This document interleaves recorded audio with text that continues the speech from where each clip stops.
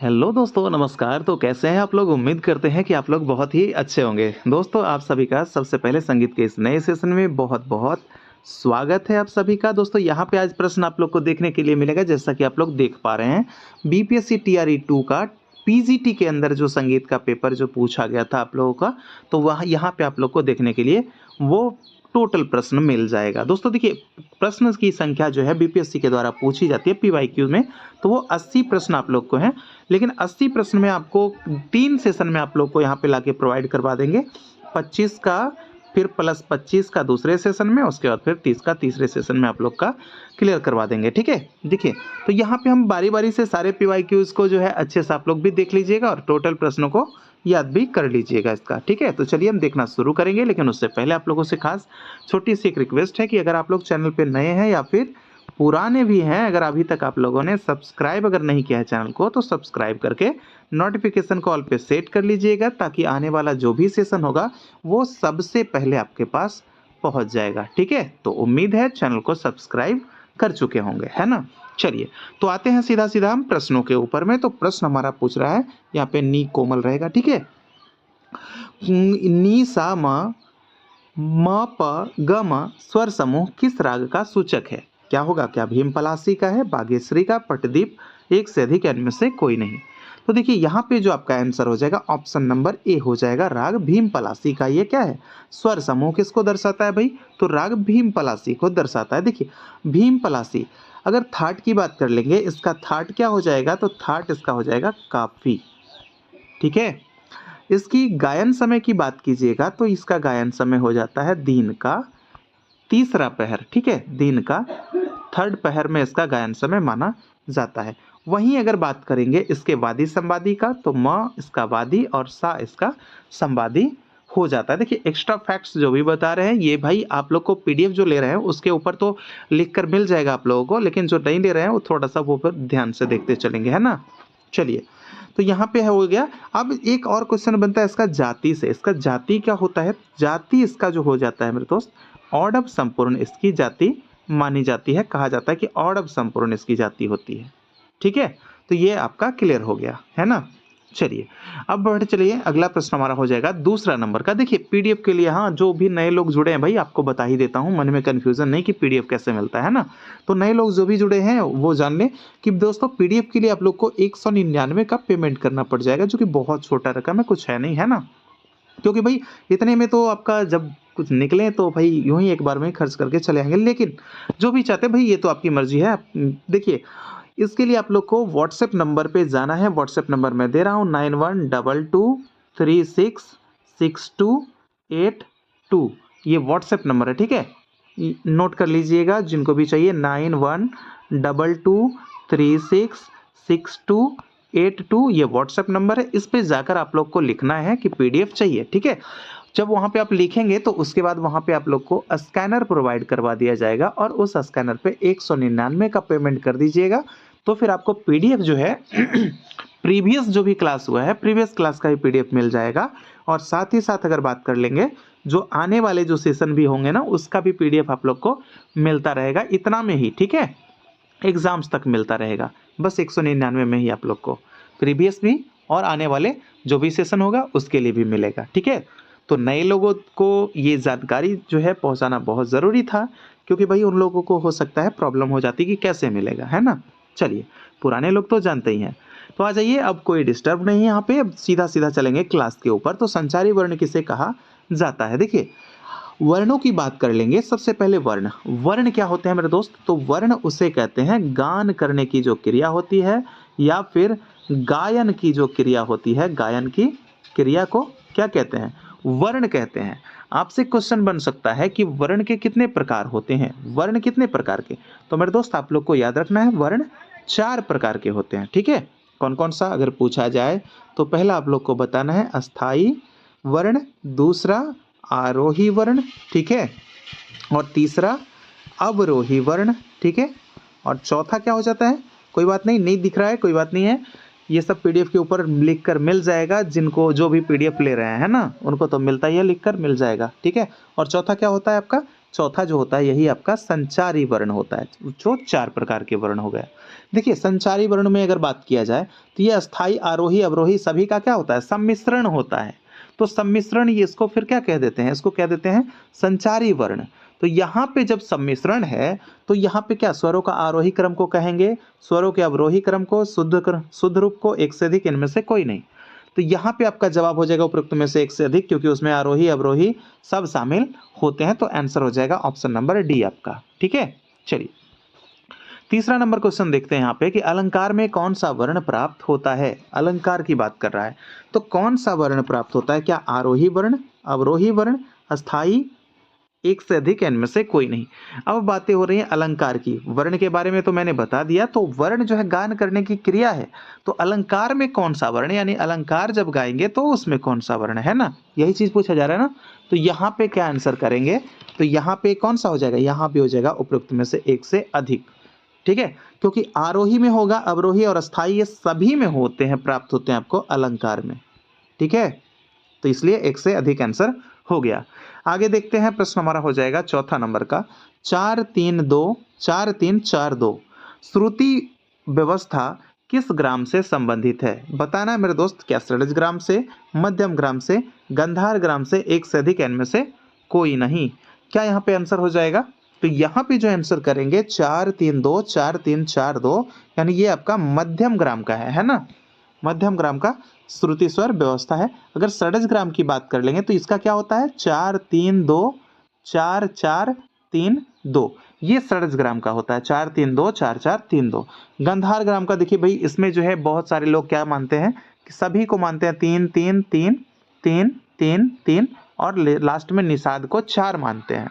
ठीक है, एक मत आपका ये भी है निषाद ग्राम का, यानी गंधार ग्राम का। देखिए निषाद ग्राम हम इसको क्यों बोल रहे हैं गंधार ग्राम को, क्योंकि इसका प्रारंभिक स्वर जो होता है वो नी से ही प्रारंभ होता है, इसलिए इसको गंधार ग्राम को निषाद ग्राम भी कहा जाता है। देखिए जितना मैं बोल रहा हूँ हर एक बातों में एक क्वेश्चन छुपा हुआ है। ठीक है, तो ये सब चीजें आप लोग को ध्यान में रखकर पूरी क्लास को बहुत अच्छे से देखना होगा, पूरी क्लास को एंजॉय करते हुए देखिए, है ना। चलिए, तो ये चीजें आपको क्लियर हो गया है। आगे देख लेते हैं, पांचवा नंबर का क्वेश्चन है कि मध्यम ग्राम की कौन सी मूर्छना षड्ज ग्राम से प्रारंभ होती है। देखिए सबसे पहले बात कर लेंगे मूर्छनाओं की। तो मूर्छना जो होते हैं वो आपको पता है, पूछा भी जाता है क्वेश्चन कि प्रत्येक ग्राम से कितनी मूर्छनाएं बनती है या फिर उत्पन्न होती है।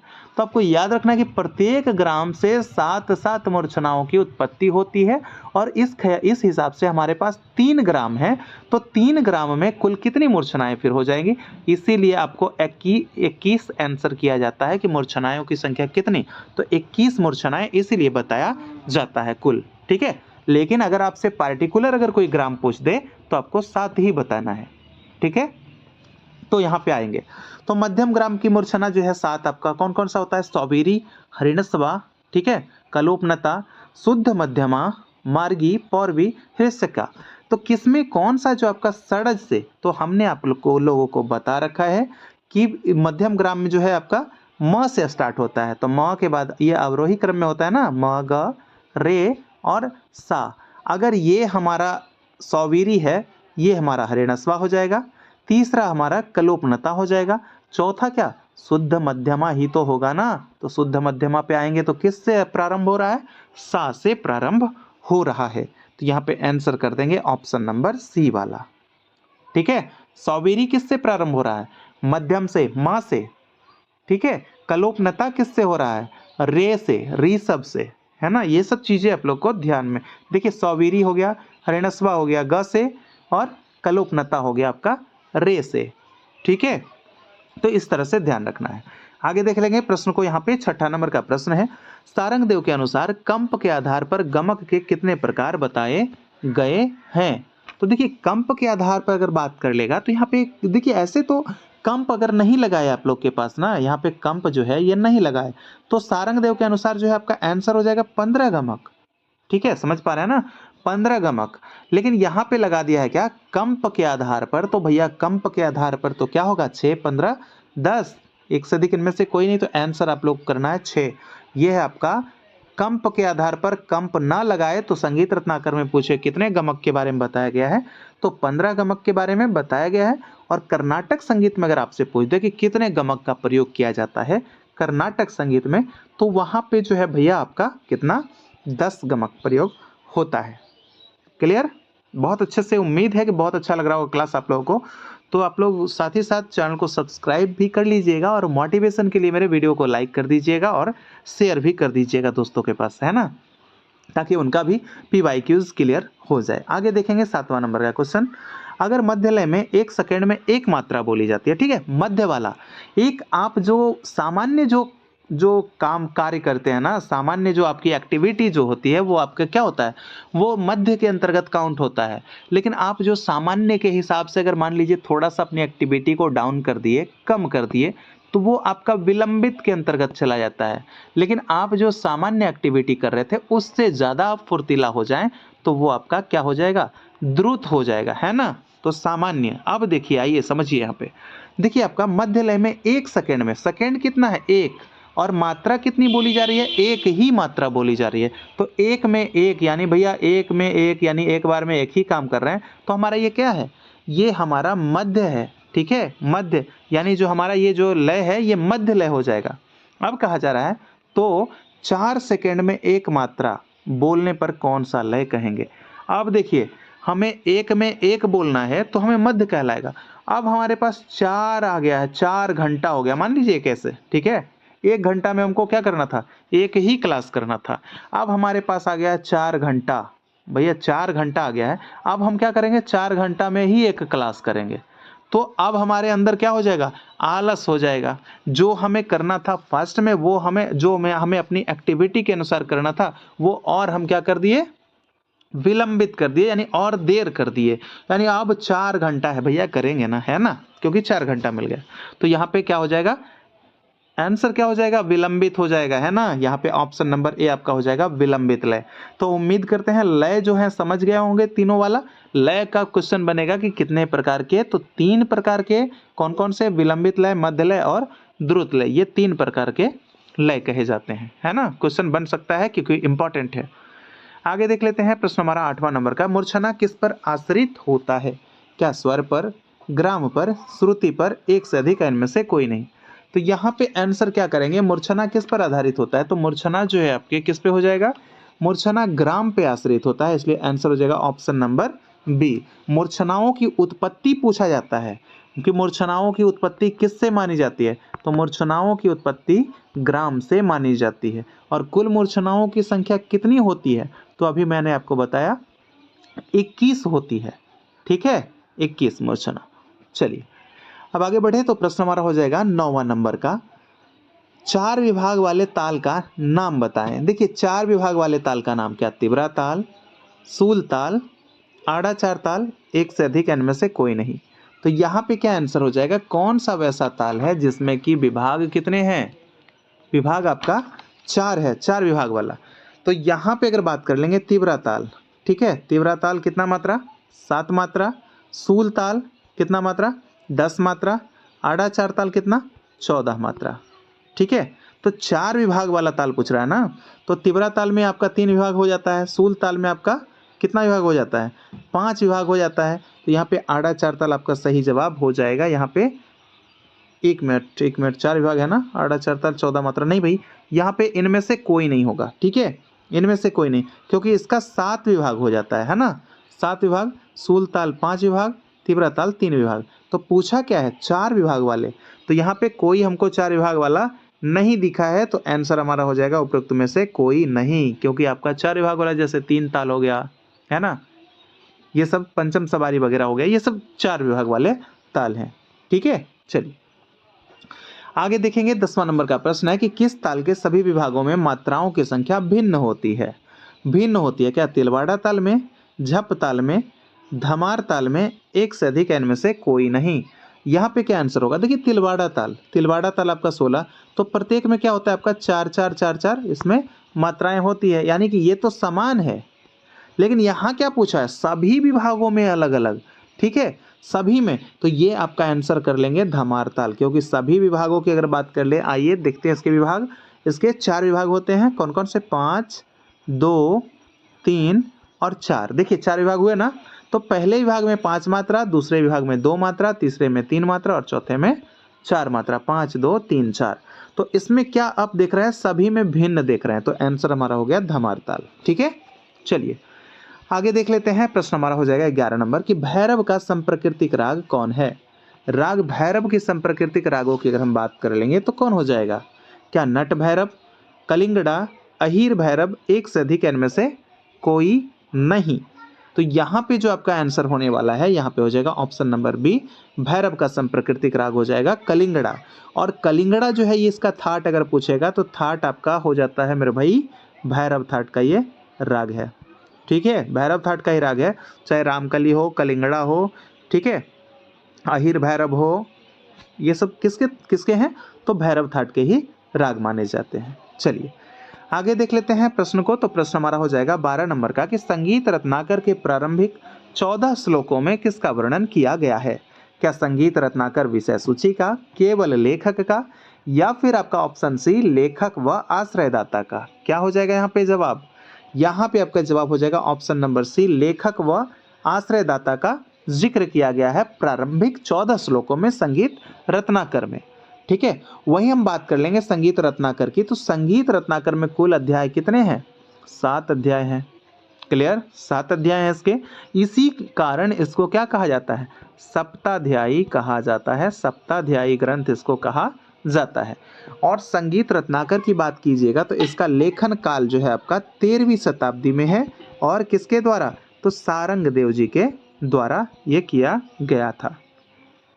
ठीक है, चलिए आप लोग को पिछले क्लास में बताए थे कि सारंग देव के पिता कौन थे और इनके दादाजी कौन थे। ठीक है, तो दोनों लोगों का आप लोग को कमेंट करके बताना है, कमेंट बॉक्स के अंदर ये क्वेश्चन आपसे रहा कि सारंग देव के दादा और पिता का क्या नाम था। ठीक है, चलिए आइए देख लेते हैं। यहाँ पे अगला नंबर क्वेश्चन हमारा है नंबर 13, कौन सा राग मध्याह्नकालीन राग है। मध्याह्नकालीन, क्या राग केदार, राग देश, भीम पलासी, एक से अधिक इनमें से कोई नहीं। तो यहाँ पे जो आपका जवाब होने वाला है 13 नंबर का मध्याह्नकालीन, तो यहाँ पे क्या आंसर करेंगे, तो आंसर करना है मेरे दोस्त यहाँ पे राग भीम पलासी को माना जाएगा, है ना, क्योंकि ये आपका दिन का तीसरा पहर बताए थे ना अभी आपको, दिन का थर्ड पहर, तीसरा पहर में इसको गाया जाता है, इसलिए इसको मध्याह्नकालीन भी राग कहते हैं। इसके बारे में तो सब कुछ बता रखे हैं आप लोगों को, है ना। चलिए राग देश का थाट अगर आपसे पूछे तो ये आपका बताना है आपको खमाज थाट से है। राग केदार का थाट अगर पूछे तो बताना है आपको कल्याण थाट से है। ठीक है, ये सब चीजें भी आप लोग को याद होनी चाहिए। आगे देखते हैं, प्रश्न हमारा हो जाएगा 14 नंबर का कि संगीत रत्नाकर में मार्ग रागों के अंतर्गत राग में, ठीक है, वर्ग में रागों की संख्या कितनी है। देखिए ध्यान से पढ़िए, क्वेश्चन समझ में आएगा अभी जस्ट आप लोगों को, है ना।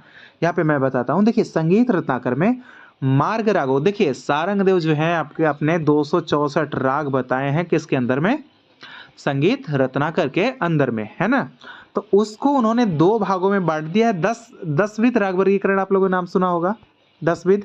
तो 10विध जो जैसे कि आप लोग को बताए थे कि ग्राम राग, उपराग, राग, भाषा, विभाषा, अंतर्भाषा, रागांग, भाषांग, क्रियांग और उपांग। तो भाई एक आपका देसी, ठीक है, देसी और मार्गी उसको 2 भागों में बांट दिए हैं। ठीक है, तो चलिए एक चीज यहाँ पे बताइएगा आप लोग कि देसी के अंतर्गत कितने भाग को रखा है, 6 या फिर 4, किसको कितना रखा है आप लोग को बताना है कमेंट करके। ठीक है, तो यहाँ पे आइए देखते हैं, जैसे कि आप लोग का था ग्राम राग, उपराग, ठीक है, राग। चलिए इतना ही देख लेते हैं। अभी यहाँ पे क्या पूछा जा रहा है कि मार्ग रागों के अंतर्गत राग वर्ग में, तो ग्राम राग, ठीक है, ग्राम राग पूछा क्या राग वर्ग में, उपराग, राग, तो ये वर्ग में पूछ रहा है। ठीक है, 10विध राग वर्गीकरण का राग वर्ग में पूछ रहा है, तो इसका संख्या आप लोग को पता होगा कि 20 होता है। करवाए थे ना 10 के बारे में करवाए थे, आप लोग को बताए थे भी कि इसको काउंट कीजिएगा तो 264 आएगा, है ना। तो चलिए यहाँ पे बता देते हैं, देखिए ग्राम राग अगर आपसे पूछेगा तो ग्राम रागों की संख्या आपका कितना हो जाता है, 30 ग्राम राग बताए हैं सारंग देव, ये भी पूछा जाता है, इंपॉर्टेंट है भाई, याद रखिएगा। उपराग के बारे में पूछा जाता है कि उपरागों की संख्या कितनी बताई है सारंग देव, तो 8 उपराग बताए हैं, और राग की संख्या 20 बताए हैं। और कुल राग नहीं पूछ रहा है भाई, कुल राग अगर पूछेगा तो 264 बताए। आइए अब आंसर कर लीजिए, आंसर हो जाएगा ऑप्शन नंबर बी आपका 20, है ना। और ये आपका उपराग हो गया, उपराग और ये आपका 30 क्या हो गया, ग्राम राग। ठीक है, ग्राम राग। आगे देख लेते हैं प्रश्नों को। तो प्रश्न हमारा हो जाएगा 15 नंबर का। निशंक वीणा का उल्लेख किस ग्रंथ में प्राप्त होता है? क्या संगीत रत्नाकर में, नाट्य शास्त्र में, संगीत पारिजात में, एक से अधिक इनमें से कोई नहीं? यहाँ पे आपका आंसर हो जाएगा ऑप्शन नंबर ए हो जाएगा। निशंक वीणा का उल्लेख जो है आपका संगीत रत्नाकर में मिलता है। और संगीत रत्नाकर के लेखक जो है ना, सारंग देव, सारंग देव। ऐसा कहा जाता है कि इनका जो उपनाम है वो क्या है, निशंक कहा जाता है। इनको सारंग देव को क्या कहा जाता है, निशंक कहा जाता है। आप लोग को ध्यान रखना है। ठीक है, तो निशंक वीणा का वादन भी किया करते थे, इसीलिए सारंग देव को निशंक के नाम से जाना गया। पूछा जाएगा प्रश्न कि सारंग देव कौन सा वीणा का वादन करते थे, तो निशंक वीणा का वादन करते थे, है ना। नाट्य शास्त्र की बात कर लेंगे तो भरत की कृति थी, भरत के द्वारा लिखा गया है, और ये मत्त कोकिला वीणा का प्रयोग करते थे। संगीत पारिजात की बात कीजिएगा तो ये अहोबल जी की कृति है। कब किए थे इसका रचना, तो 1650 में किए थे। अहोबल जी का संबंध किस नगर से है मेरे दोस्त, यहाँ पे क्वेश्चन पकड़ाया है, क्योंकि कंटिन्यू हम बताते आ रहे हैं। आप लोग को ये भी बताना है कि कौन से नगर से पंडित अहोबल का संबंध माना जाता है। ठीक है, आइए अब प्रश्न देख लेते हैं। यहाँ पे 16 नंबर का प्रश्न हमारा पूछा जा रहा है। क्या पूछा जा रहा है, तीव्र म है आपका यहाँ पे लगा हुआ। म प ध प म स्वर संगति किस राग को दर्शाता है? तो नंबर 16 इसका क्या जवाब हो जाएगा? क्या राग भीम पलासी, राग केदार, राग बिहाग, एक से अधिक इनमें से कोई नहीं? यहाँ पे क्या आंसर करेंगे? तो यहाँ पे जो आंसर कर लेंगे मेरे दोस्त, ऑप्शन नंबर बी हो जाएगा इसका, राग केदार। राग केदार। गायन समय रात्रि का प्रथम पहर, प्रथम पहर। वादी संवादी अगर इसका पूछा जाए आपसे तो क्या बताएंगे, वादी माँ और संवादी सा बताना है। थाट इसका पूछा जाएगा केदार का तो क्या बताना है, कल्याण थाट बताना है ना। ये सब चीजें आप लोग को ध्यान रखनी पड़ेगी। तो ये स्वर संगति किससे संबंधित हो गई, राग केदार से। आगे देखते हैं प्रश्न। प्रश्न हमारा हो जाएगा 17 नंबर का। संगीत पारिजात ग्रंथ में वाद्य तथा नृत्य में से किसके अंश प्राप्त नहीं हुए हैं? यानी संगीत पारिजात के लेखक कौन है, अहोबल जी। देखिए आप लोग को पता होगा कि संगीत किसे कहते हैं, संगीत गायन वादन तथा नृत्य तीनों के सम्मिश्रण को ही संगीत कहते हैं ना। लेकिन अहोबल जी ने गायन वादन और नृत्य में से किसी एक चीज का जो है उसके बारे में चर्चा नहीं किया अपने ग्रंथ में। तो वो पूछा जा रहा है कि कौन सा ग्रंथ है, कौन सा चीज है। ठीक है, तो वाद्य तथा नृत्य में से किसका अंश प्राप्त नहीं हुए हैं? क्या गायन के अंश, वादन के अंश, नृत्य के एक से अधिक इनमें से कोई नहीं? तो यहाँ पे आपको बता दें ऑप्शन नंबर सी इसका जवाब हो जाएगा। इन्होंने नृत्य के बारे में कोई चर्चा नहीं किया है ना। चलिए आगे देख लेते हैं प्रश्न को। तो प्रश्न पूछा जा रहा है, चतुर पंडित किनका उपनाम है? किनका उपनाम है? क्या पलुस्कर जी का, पंडित सारंग देव का, विष्णु नारायण भातखंडे, एक से अधिक इनमें से कोई नहीं? देखिए यहाँ पे जो आंसर करेंगे ऑप्शन नंबर सी करेंगे। विष्णु शर्मा भी इनको कहा जाता है, ये भी जान लीजिए, विष्णु शर्मा। ठीक है, इनका जो अगर नाम उपनाम पूछे कि विष्णु शर्मा किनका उपनाम है, तो विष्णु शर्मा भी आपका भातखंडे जी का उपनाम है। और चतुर पंडित अगर पूछा जाए तो आपको आंसर करना है भातखंडे को ही बताना है।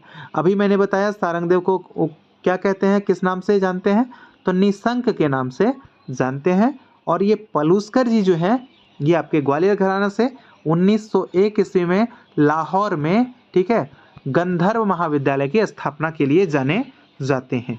ठीक है, क्या इनका भी कोई उपनाम है? भाई आज तक तो मैं नहीं जान पाया हूँ कि इनका कोई उपनाम है। ठीक है, अगर आप लोग को पता है तो कमेंट करके बताइएगा, वैसे तो मुझे नहीं लगता है। चलिए 19 नंबर का क्वेश्चन देखते हैं अब। 19 नंबर का क्वेश्चन क्या पूछ रहा है, श्री मल्ल लक्ष्य संगीतम के लेखक कौन है? क्या भातखंडे हैं, विष्णु दिगंबर पलुस्कर हैं? देखिए वैष्णो नहीं, विष्णु। ठीक है, विष्णु दिगंबर पलुस्कर, रामामात्य, एक से अधिक इनमें से कोई नहीं।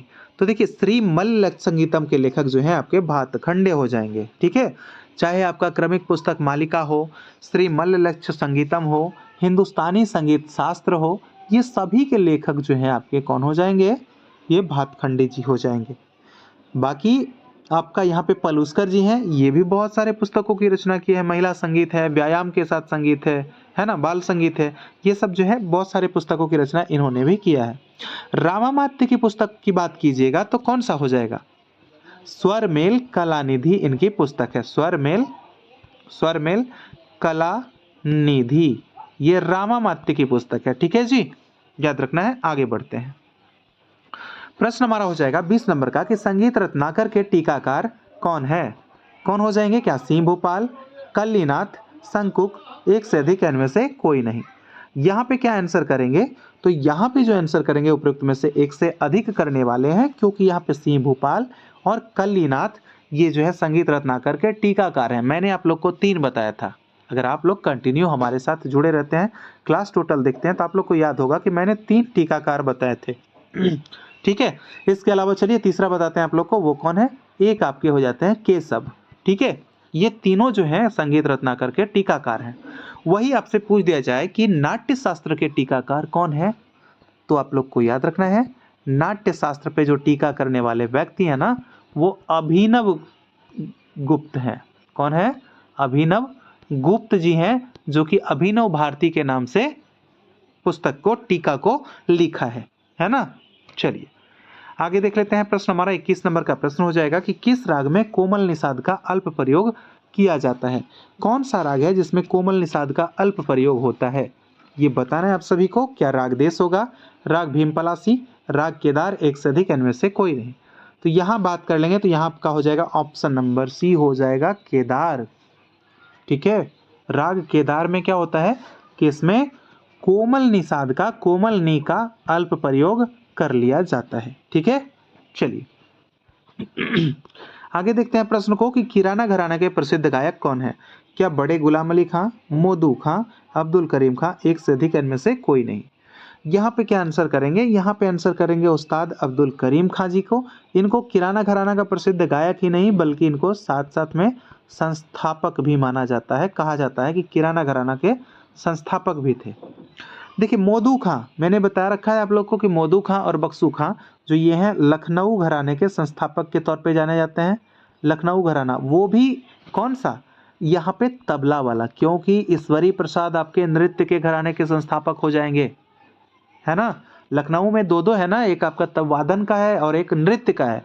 तो नृत्य वाला में ईश्वरी प्रसाद संस्थापक हो जाते हैं, ध्यान रखना है। और तबला वाला में मोदू खां और बख्शू खां संस्थापक हो जाते हैं, है ना। ये चीजें ध्यान रखनी पड़ेगी। देखिए अब बड़े गुलाम अली खां की बात कीजिएगा तो इनका जो है घराना जो होता है पटियाला घराना से संबंध रखने वाले ये व्यक्ति हैं, ये कलाकार हैं। ठीक है, चलिए आइए आगे देख लेते हैं। अगला प्रश्न हमारा हो जाता है 23 नंबर का कि आर्य संगीत विद्यालय पुणे, ठीक है, की स्थापना किसने की? यानी एक तो आपको ध्यान रखना पड़ेगा कि आर्य संगीत विद्यालय कहाँ है, तो पुणे में है। ठीक है, अब पूछा जा रहा है कि स्थापना इसकी किसने की? तो क्या भातखंडे ने? नहीं, क्योंकि ये माधव संगीत विद्यालय और ग्वालियर वाला जो था आपका, ठीक है, और भातखंडे से आपका मैरिस म्यूजिक कॉलेज, जिसको कि भातखंडे विद्यापीठ के नाम से जाना जाता है, उसके संस्थापक थे। ये आपके विष्णु दिगंबर पलुस्कर नहीं, ये गंधर्व महाविद्यालय के संस्थापक थे। लेकिन यहाँ पे जो आंसर करेंगे आप लोग, आंसर करना है ऑप्शन नंबर सी को, अब्दुल करीम खां साहब को करना है, क्योंकि इन्होंने ही आर्य संगीत विद्यालय की स्थापना की थी। एक और क्वेश्चन पूछा जाता है कि किन्नर स्कूल ऑफ म्यूजिक के संस्थापक कौन थे? तो इनके बारे में भी याद रखिएगा, ये थे रविशंकर। ठीक है, जो नहीं है भाई उसको भी हम पकड़ के ले आएंगे, आप लोग के सामने प्रस्तुत कर देंगे जो भी इंपॉर्टेंट होगा, जैसे कि अभी इसको हम पकड़ कर ले आए हैं। ठीक है, ध्यान रखिएगा। एक चीज हम लोग को हमें आप लोग कमेंट करके बताइएगा कि आर्य संगीत विद्यालय इसका स्थापना जो है अब्दुल करीम खान ने किस वर्ष किया था? वर्ष आप लोग को बताना है कमेंट करके कमेंट बॉक्स में। ठीक है, चलिए आगे देखते हैं। 24 नंबर का प्रश्न है कि आगरा घराने के प्रसिद्ध गायक का नाम बताइए। क्या अलादिया खां? नहीं भाई, अलादिया खां ये नहीं होंगे। हाफिज अली खां नहीं होंगे ये आपके। क्या फयाज खां? या फिर एक से अधिक इनमें से कोई नहीं। तो यहाँ पे क्या आंसर करेंगे? तो 24 नंबर जो हमारा क्वेश्चन है उसका आंसर हो जाएगा ऑप्शन नंबर सी आपका फयाज खां, जो कि भरे गले और जवारीदार, ठीक है, जवारीदार जबड़े की तान के लिए जो जाने वाले जो गायक हैं जाने माने आगरा घराने के, वो आपके फयाज खां ही हैं।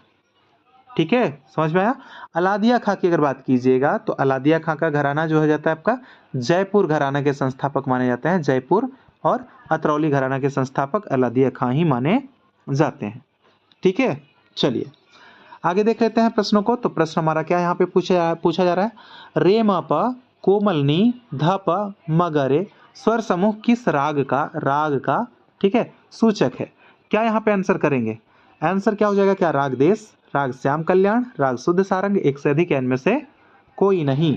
तो नंबर 25 जो है आपका, इसका आंसर क्या हो जाएगा मेरे दोस्त, इसका हो जाएगा राग देश, यानी कि ऑप्शन नंबर ए इसका सही जवाब हो जाएगा। ठीक है, और बाकी जो इसका सेशन नहीं, इसको 3 पार्ट में आप लोग को दे देंगे। तो टोटल 80 क्वेश्चन जो है आप लोग का ये करवा के उसके बाद फिर टोटल करवा देंगे आप लोग के लिए, है ना। बाकी पीजीटी में भी जो पूछा गया है और भी जो है टीआरई 3 वाला उसका भी करवा देंगे। पीजीटी में जो आपका टीजीटी में पूछा गया है टीआरई 2 टीआरई 3 वगैरह वो सब टोटल करवा देंगे, है ना। तो ये आप लोग के लिए करवाना बेहद ज़रूरी है, इसलिए आप लोग हमारे साथ बने रहिएगा। तो सेशन के बारे में ज़रूर लिखिए कि आप लोग को सेशन आज का कैसा लगा है, और हम मिलेंगे आपसे अगले सेशन में। जब तक के लिए हमें दीजिए इजाज़त। जय हिंद, जय भारत।